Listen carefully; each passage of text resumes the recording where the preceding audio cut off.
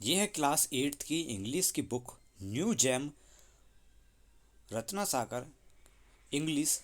और यहाँ पे एक पोयम है लेसन 2 की, द लेक इजिल ऑफ इनिसफ्री, जो कि लिखी हुई थी विलियम बटलर ने। ये पोयम मैंने अभी एक्सप्लेन की है, जिसकी वीडियो भी आपको मिल जाएगी। और अब इस वीडियो के क्वेश्चन आंसर और एक्सरसाइज इस वीडियो में कंप्लीट करेंगे। तो यहाँ पे मैंने सभी के आंसर दिए हुए हैं, एक्सरसाइज के भी और क्वेश्चन आंसर के भी। तो फर्स्ट क्वेश्चन है यहाँ पे, the speaker wishes to go. जो स्पीकर था यहाँ पे पोइट, वो कहाँ जाना चाहता था? वो एक आइलैंड पे जाना चाहता था। सेकंड क्वेश्चन है, the speaker hopes to find dash in Innisfree. Speaker किसकी आशा कर रहा था? इनिसफेरी में उसे क्या मिलेगा? पीस एंड ट्रांसिक्विलिटी, यानी शांति मिलेगी उसे। The poet hear the sound of the dash. यहाँ पे पोइट किसकी आवाज़ सुन रहा है? क्रिकेट की। When he is away from the Innisfree. In Innisfree the poet want to live. यहाँ पे जो पोइट है कहाँ रहना चाहता है? In the lap of nature, nature की गोद में। The phrase bee loud glade, bee loud gate हमें क्या सजेस्ट करता है? A glade where one can hear the sound made by the bees. वो आवाज़ जो बीस मतलब मधुमक्खियाँ निकालती हैं, उसके लिए यहाँ पर रिफर किया हुआ है। क्वेश्चन नंबर बी है, एक कुछ लाइन दी हुई है पोएम का, जिनका मतलब यहाँ पे एक्सप्लेन करना था। For peace comes dropping slow, dropping from the veils of the morning to where the cricket sing. इसका आंसर भी यहाँ पे लिखा हुआ है मैंने। The poet desire peace which can find only a way from the hustle and the bustle of the town. Peace is something that he can not create और have control over. It comes to him slowly from the nature, from the fog, the morning dew और the mist which is lifted when the sun rises in the morning. He finds peace in the song of the cricket who sing in the woods, grass and flowers in other nooks corner. यहाँ पे मैंने इस जो line है इसको थोड़ा सा expand करके मोर डिटेल्स में लिखा हुआ है। इस आंसर को थोड़ा लॉन्ग हो गया है, आप चाहे तो कुछ लाइन्स कट कर सकते हैं। क्वेश्चन नंबर सेकंड है, there midnights all are glimmer and noon are purple glow. यहाँ पे ये पोइट जो है मतलब ये पोइट ने इमेजिन किया था रात जो है वो टिमटिमाएंगी और जो नून है वो पर्पली ग्लो करेगा। तो यहाँ पे इसका मतलब क्या था, ये पूछा था। Here the poet gives an imaginary vision in his mind, मतलब यहाँ पे उसने सोचा हुआ है, इमेजिन किया हुआ है। It is delightful image of magical quantity of different types of the day where the midnight glimmer and the noon night grow purple. वही बात कही है इसमें आंसर में, कि यहाँ पर जो है उसने इमेजिनेशन कही थी कि दिन की जो अलग अलग समय की बात कर रहे हैं। यहाँ पे मिडनाइट जो है वो उसमें टिमटिमाएगी और जो नून है दोपहर का समय वो ग्लो करेगा पर्पल कलर में। ठीक है, this all add to the motivational to leave the city life build a cabin scheduled country ruled by the beauty of nature। Answer c है, जिसमें what are the things that poet wishes to do in the Innisfree. Innisfree में poet क्या क्या करना चाहता है? In the simple nature place full of beauty and peace the poet want to build a small cabin of clay. वहाँ पे वो small cabin बनाना चाहता है, जो कैबिन बनाना चाहता है जो कि चिकनी मिट्टी का हो और वेटल्स हो, उसमें मतलब वेटल्स का बना हुआ हो। He want to paint 9 rows of bean plant, मतलब 9 रोज जो बनाना चाहता है वो बीन्स उगाना चाहता है वहाँ पर। And also desire to keep honey bee hive, वहाँ पर मधुमक्खी का छत्ता भी रखना चाहता है। How does the poet imagine life to be Innisfree. Innisfree में पोइट ने कैसी लाइफ को इमेजिन किया हुआ है? The poet imagination is free to be a peaceful, शांति भरी जिंदगी होगी वहाँ पर। Secluded place with a tranquil atmosphere. ठीक है, ट्रैंक्विल यहाँ पे वही वर्ड यूज़ हुआ है कि ऐसा एटमोसफियर जहाँ पर उसे शांति मिलेगी, आराम मिलेगा। However he would he able to escape the noisy of the city. यहाँ से वो मतलब शहर की जो आवाज़ें हैं जो नॉइज़ पोल्यूशन है उससे बचेगा।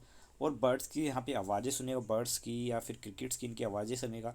रात के समय उसे टिमटिमाते तारे दिखेंगे, नून के समय पर्पल ग्लो कलर उसे चमकता हुआ दिखेगा। तो इस तरीके से यहाँ पे उसने इमेजिनेशन किया।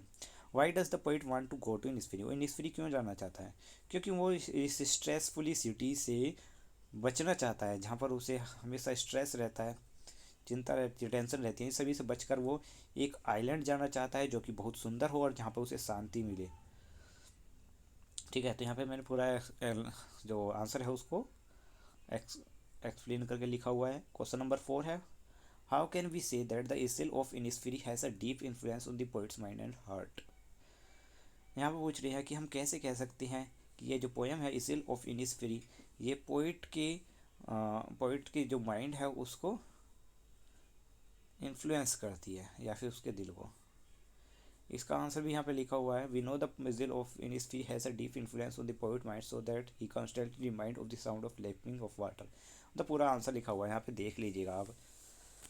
ठीक है, क्वेश्चन 5 है, we can say the poet live in a city, give a reason.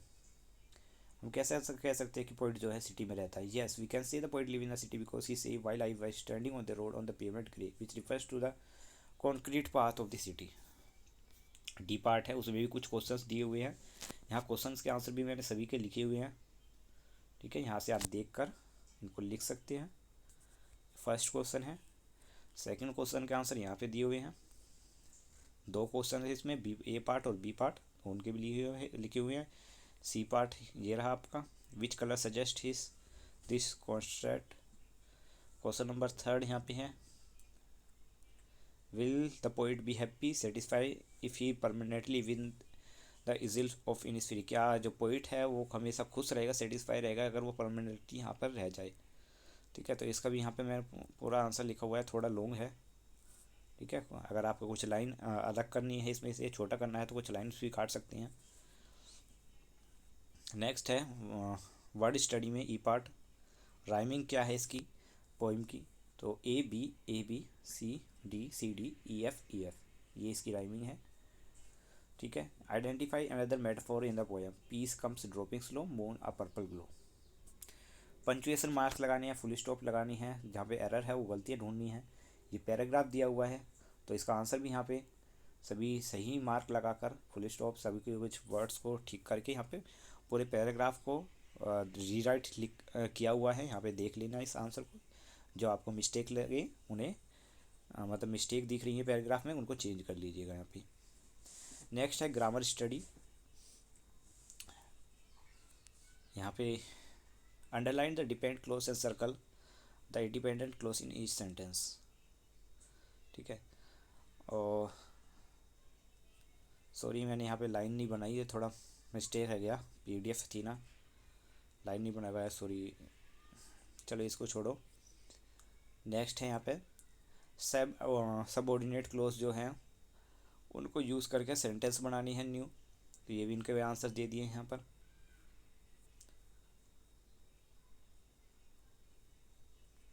फिर राइटिंग पार्ट है।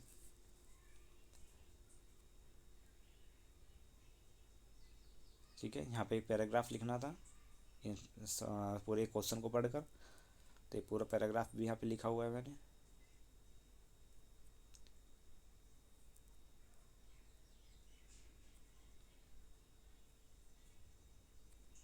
ये पूरा दिखा देता हूँ आपको, और यहाँ पे ये लास्ट पैराग्राफ यहाँ पे ख़त्म होता है। ठीक है, तो ये यहाँ पे वीडियो भी ख़त्म होती है। अगर आपको क्वेश्चन आंसर एक्सरसाइज अच्छी लगी है, तो आपको वीडियो अच्छी लग रही है तो प्लीज़ लाइक और सब्सक्राइब कर दीजिएगा। Thank you and have a nice day.